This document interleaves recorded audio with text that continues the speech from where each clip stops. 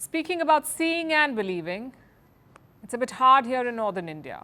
Let me show you a video.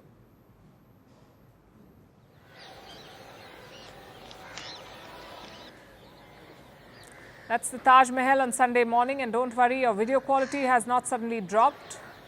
That's what it actually looked like, shrouded in thick smog. It's the same story across northern India, especially here in the national capital region. The air quality index in Delhi was at 429 this afternoon.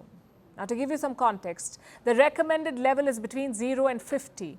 Anything above 400 is severe, and above 500 is severe plus. Delhi did reach that level on Friday. The AQI reading topped 500 in some parts of the city, meaning it was many times the recommended level. So what's the government doing about this? Today, the Delhi government announced stricter curbs. Two things stand out. Number one, no physical classes for students. Only classes 10 and 12 are allowed to attend school. And even that is a choice. Schools can conduct online classes if they wish. Number two, the odd-even scheme. On odd dates, only vehicles with numbers ending in odd numbers can ply. Suppose the last digit of your registration number is odd, say 1 or 3 or 5, then you can use that vehicle only on odd dates, like the 11th or the 13th or the 15th. Likewise for even numbers. This system will remain in place from the 13th to the 20th of November, and the hope is that things will clear out by then. But what if it doesn't? After all, the smog is not an anomaly. It's a fact of life in New Delhi, one that is putting all of us in danger. Even international athletes are unable to cope. Delhi is hosting a World Cup match today, Sri Lanka versus Bangladesh.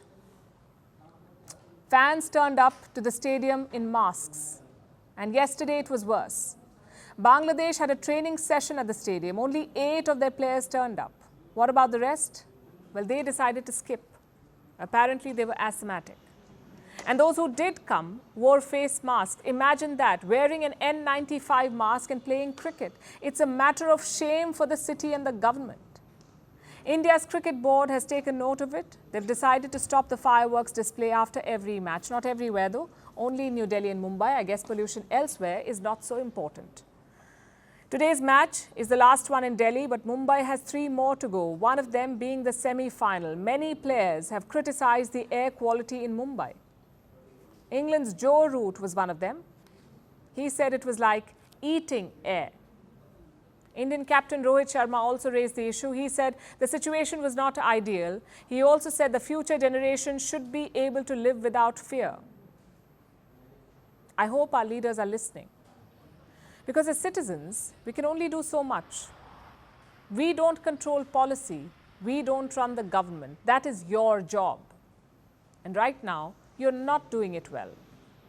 Everyone knows why the situation is so bad. We hear it every winter. Emissions are rising, climate change is happening, and of course, the biggest factor, stubble burning in the state of Punjab. Farm fires are up 740% in the last few days. More than 1,000 were recorded in a single day. What has the government done to stop this? The farmers say they don't want to burn the stubble, but the problem is they have no option. Farmers don't want to burn the stubble, but they are compelled to do so. Stubble burning also damages our fields by some percentage, but the farmers don't want to burn it. It is more efficient to bury the stubble in the field. It makes the field more fertile, but there are no such instruments to bury them, and small farmers cannot afford it. So they burn it. Do you know what this is? Criminal negligence.